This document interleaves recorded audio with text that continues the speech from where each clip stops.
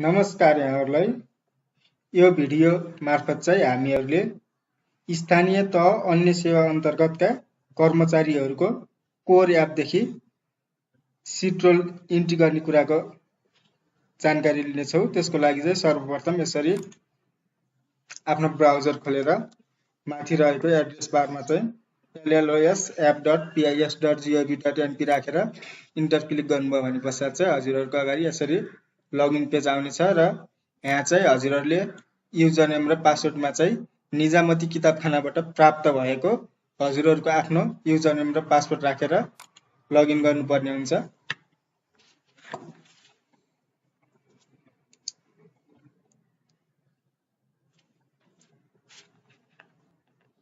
यसरी लगइन भइसके पश्चात चाहिँ हाम्रो स्थानीय तह अन्य सेवाको होम पेज खुल्नेछ र यसमा चाहिँ हजुरहरूले यहाँ माथि टपमा रहेको कर्मचारी सूचनामा जानुपर्ने हुन्छ। कर्मचारी सूचनामा गइसके पश्चात चाहिँ हजुरहरू यहाँ रहेको नयाँ सिट रोल दर्तामा क्लिक गर्नुभयो भने पश्चात चाहिँ हजुरहरूको अगाडि यसरी स्क्रिनमा देखिए अनुसार कर्मचारी सूचना भनेर खुल्नेछ र यसमा चाहिँ हजुरहरूले यहाँ अर्कोमा जानुपर्ने हुन्छ। अर्कोमा गइसके पश्चात चाहिँ यहाँ हजुरहरूले विवरण सिट रोल इन्ट्री गर्न खोजिएको कर्मचारीको नागरिकता नम्बर, यसैगरी नागरिकता जारी जिल्ला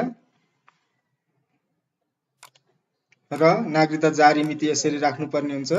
यो राखेर अब हजुरहरू अर्कोमा गइसके पश्चात चाहिँ हजुरहरूको ट्र्याकिङ नम्बर पनि यसरी आउनेछ।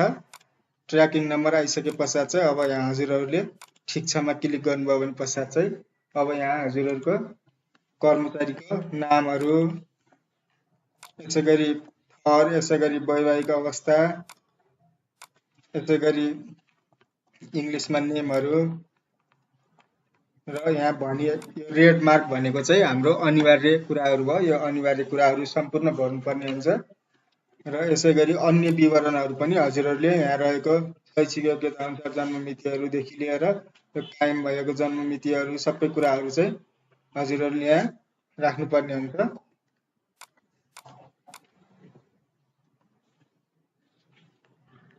यसरी यहाँ नागरिकता अनुसार जन्म मिति राख्नुभयो भने पश्चात चाहिँ हजुरहरूको कायम भएको जन्म मिति पनि अटोमेटिक आउनेछ। यसैगरी हजुरहरूले आफ्नो ठेगाना सम्बन्धी विवरणहरू यसरी यहाँ राख्नुपर्ने हुन्छ। यसरी राखेर यहाँ वडा नम्बरहरू लेख्नुभयो भने पश्चात चाहिँ अब हजुरहरूको अस्थायी ठेगाना पनि सेम छ भने यहाँ स्थायीबाट अस्थायी ठेगाना लाने भन्ने अप्सनमा क्लिक गर्नुभयो भने र यसरी ल्याउन सक्नुहुनेछ। त्यस पश्चात अर्कोमा गइसके पश्चात चाहिँ हजुरहरूको यहाँ पारिवारिक विवरण भर्नुपर्ने हुन्छ। पारिवारिक विवरणमा आफ्नो बुवाको नाम, यसरी थरहरू चाहिँ हजुरहरूको आफ्नो नाममा भए अनुसारको आउँछ।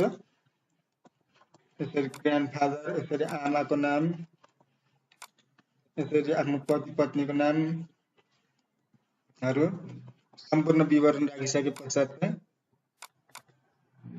अब यहाँ हजुरहरूले यहाँ आफ्नो आमाको पेसा, हजुरबाको पेसा, बुवाको पेसाहरू पनि राख्न सक्नुहुन्छ। त्यस पश्चात अर्कोमा क्लिक गर्नुपर्ने हुन्छ। यहाँ नातामा चाहिँ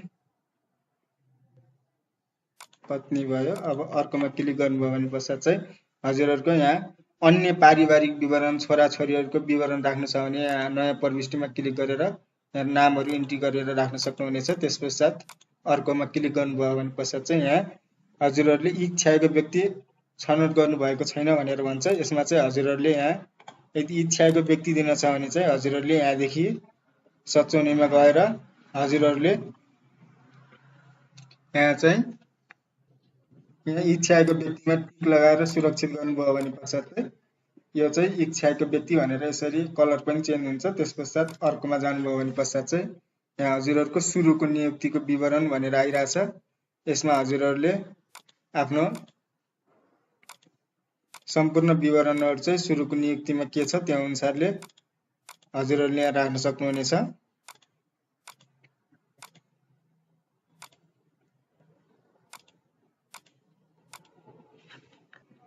र यहाँ निर्णय मितिहरू, यस्तै गरी हजुरहरूको कार्यालयमा हाजिर भएको मितिहरू, यस्तै गरी नियुक्तिको किसिमहरू सम्पूर्ण राखेर अर्कोमा क्लिक गर्नुभयो भने पश्चात चाहिँ हजुरहरूको नियुक्ति थपमा चाहिँ हजुरहरूको सरुवा बढुवाहरू सम्पूर्ण नयाँ प्रविष्टि गर्दै अब यहाँ नियुक्तिमा सरुवा बढुवा के छ सम्पूर्ण विवरणहरू यहाँ राख्नुपर्ने हुन्छ। यो राखिसके पश्चात चाहिँ हजुरहरू अर्कोमा क्लिक गर्नुभयो भने पश्चात चाहिँ यहाँ हजुरहरूको अन्य विवरणमा सञ्चयकोष नम्बर, सञ्चयकोष जारी मितिहरू, यस्तै गरी ब्याङ्क खाता नम्बरहरू, मोबाइल नम्बर, इमेलहरू यहाँ हजुरहरूले राख्न सक्नुहुन्छ। त्यस पश्चात अर्कोमा जानुभयो भने पश्चात चाहिँ यहाँ हजुरहरूको शैक्षिक विवरण भनेर आउँछ। यसमा हजुरहरूले नयाँ प्रविष्टि गरेर यहाँ अब शैक्षिक डिग्रीहरू यो सम्पूर्ण छानेर यो हजुरहरूले आफ्नो शैक्षिक विवरणहरू पनि राख्न सक्नुहुन्छ। त्यस पश्चात अर्कोमा गइसके पश्चात चाहिँ यहाँ तालिम विवरण हजुरहरूले लिएको तालिमहरूको सम्पूर्ण विवरण पनि यहाँ इन्ट्री गर्नुपर्ने हुन्छ। यो तालिमको नामहरू यसरी यहाँ राखिएको छ। यो अनुसार हजुरहरूले यहाँ खोजेर सिलेक्ट गरेर गर्न सक्नुहुन्छ। त्यस पश्चात अर्कोमा गइसके पश्चात चाहिँ यहाँ भाषामा चाहिँ हजुरहरूको कुनै भाषामा दक्ष केही छ भने चाहिँ यसरी हजुरहरूले अब कुन भाषामा पढाइ कस्तो छ, यसै गरी बोलाइ, लेखाइ अनि सुनाइहरू के छ त्यो अनुसारले हजुरहरूले यहाँ राख्न सक्नुहुन्छ। अन्य पनि छ भने यहाँ नयाँ प्रविष्टि गर्न सक्नुहुन्छ। त्यस पश्चात अर्कोमा क्लिक गर्नुभयो भने पश्चात चाहिँ यहाँ कर्मचारीको बिदा भन्छ। कर्मचारीको बिदामा चाहिँ बिदाको सम्पूर्ण विवरणहरू चाहिँ हामीले यहाँ इन्ट्री गर्नुपर्ने हुन्छ। त्यो अनुसार गरेर अब अर्कोमा क्लिक गरिसके पश्चात चाहिँ यहाँ औषधि उपचार खर्चहरू केही लानु भएको छ भने चाहिँ हजुरहरूले के अनुसार लागेको छ, विशेष निर्णयबाट हो कि यति नियम अनुसार प्राप्त गर्नुपर्ने हो कि त्यो अनुसार हजुरहरूले यहाँ राख्न सक्नुहुनेछ। त्यस पश्चात अर्कोमा गइसके पश्चात चाहिँ अब यहाँ हजुरहरूको कागजात अपलोड गर्ने अप्सन आउँछ। यसमा चाहिँ हजुरहरूले कागजातहरू अब यहाँ व्यक्तिगत विवरणको बायोडाटाको फोटो छ भने हजुरहरूले यहाँ स्क्यान गरेर यसरी सिलेक्ट गर्दै अथवा यस्तै गरी अरू कुनै छ भने नागरिकताको, यसै गरी नागरिकता अगाडि पछाडि छ भने यहाँ अगाडि पछाडि छानेर सम्पूर्ण राखेर अर्कोमा क्लिक गर्नुपर्ने हुन्छ। र अब चाहिँ यहाँ तयार गर्ने, यसै गरी रुजु गर्ने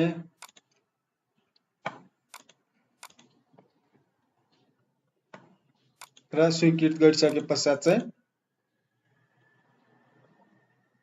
अब यहाँ अर्कोमा जानुभयो भने पश्चात चाहिँ परिचयन कर्जाबाट सेट्रल स्वीकृति भई कर्मचारी सङ्केत नम्बर यति सिर्जना भएको छ भनेर मेसेज आउने छ।